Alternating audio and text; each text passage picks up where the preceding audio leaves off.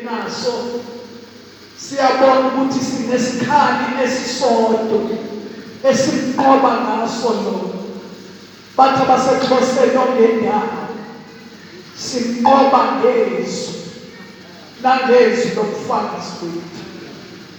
Manje-ke isitha sicabanga ukuthi uma kuthiwa ngingatholakali ngiphethe iBhayibheli kungenzeka ngiphelelwe amandla ukuba ngingabi nasikhathi sokudala. Kanti iBhayibheli bazalwane alikusizi uma uliphatha njengebhuku.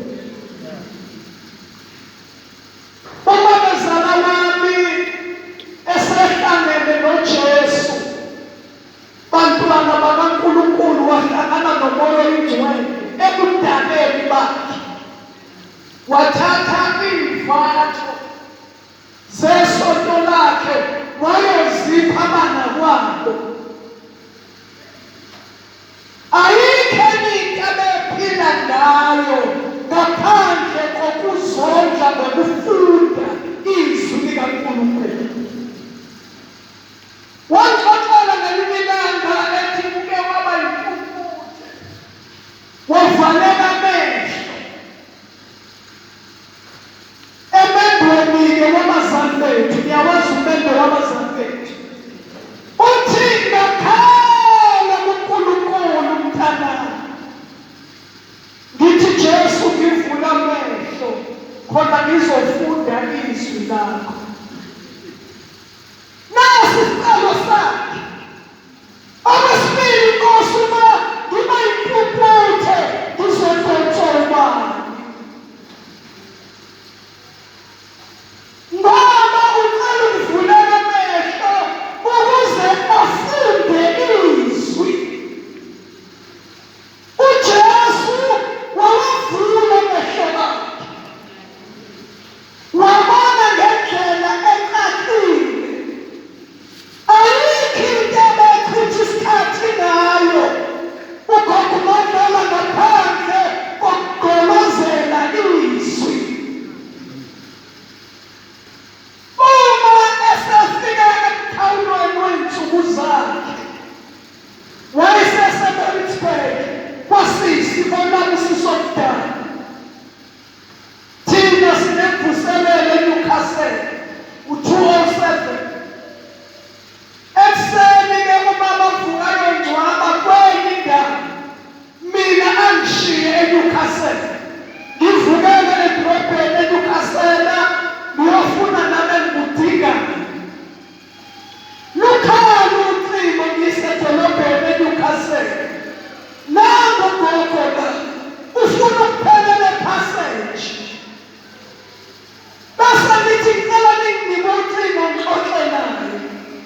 Izwi uma wami angivalelisa ngalo wathi ayibonge mntanami, ayibonge makoti. Ngithi ayibonge gogo. Wathi mntanami izwi likaNkulunkulu lithi ubuphakade bukaNkulunkulu nokuphela komuntu. Umuntu uyaphela mntanami, uyaphela umuntu. Kodwa izwi likaNkulunkulu lima kuze libe phakathi. Akuphindanga-ke ngezwe elizwe livele emlonyeni wakhe saze sayomfihla esedodukile. Manje bathi-ke ngosuka izophumula ngalo bamlethela isobho nenkomishi ngoba njengoba isevele endaweni yabafileyo umphefumulo wawusunengwa ukudla. Base-ke bekuphathela iBhayibheli lakhe ngoba bazi ukuthi akahlukani neBhayibheli.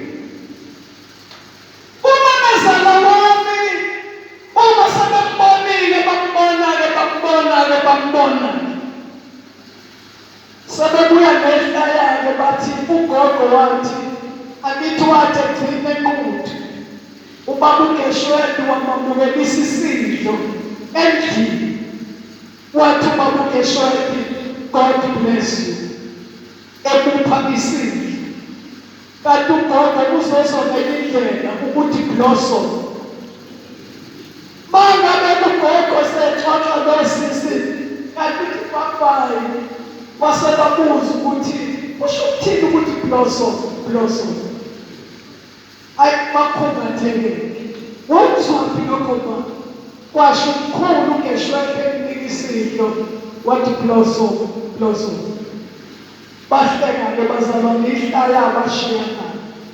Kodwa wayesethi isobho leli godukani nalo. Yinto yala emhlabeni.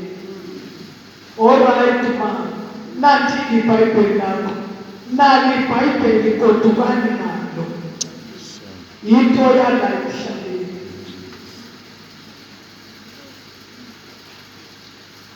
Siyazobazana. Alikusizi umuntu phatha njengebhuku. Libhuku uthengeli ubuye uthenge lasefashini la nama-index alikusizi ngoba noma lingafakwe ebhokisini ngeke likusize. Ubaba uBadlala wasichazela ukuthi leli gama elithi iBhayibheli lisho ukuthi i-basic instruction before leaving the earth. Yindlela le odinga ibe kuwe, imfundiso kaNkulunkulu edinga ijule kuwe ungakawushiyi lokuhlala. Nje usukodwa ukuthi bye sahlukana izinto alibe lisakusiza. Bengicabanga ukuthi amen asinawo ngoba silambile noma sisuthi silambile u-amen akekho sisuthi u-amen akekho. Bathi abanye abantu umthakathi wayethuka uNtokoloshe hamba kuyothakatha. Athi uNtokoloshe wena ungahambi uyothakatha ulambe kanje. Kuthiwa umthakathi wathulula igula lamasi. Wadla uNtokoloshe isisu sakhe. Walala wathi uNkulunkulu. Wathi umthakathi uthe hambi uyothakatha. Athi uNtokoloshe awuyele wena ungahambi uyothakatha usuthi kanje.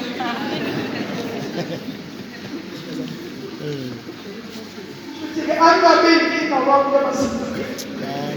Ungamusha abantu amen ulambe kanje. Okay. Nafika iphalishi. Amen bazalwane. Hayi awusiyeke. Ungamusha umuntu amen usuthi. Hallelujah. Amen. Isho ukuthi-ke lencwadi sinencwadi yokuphila.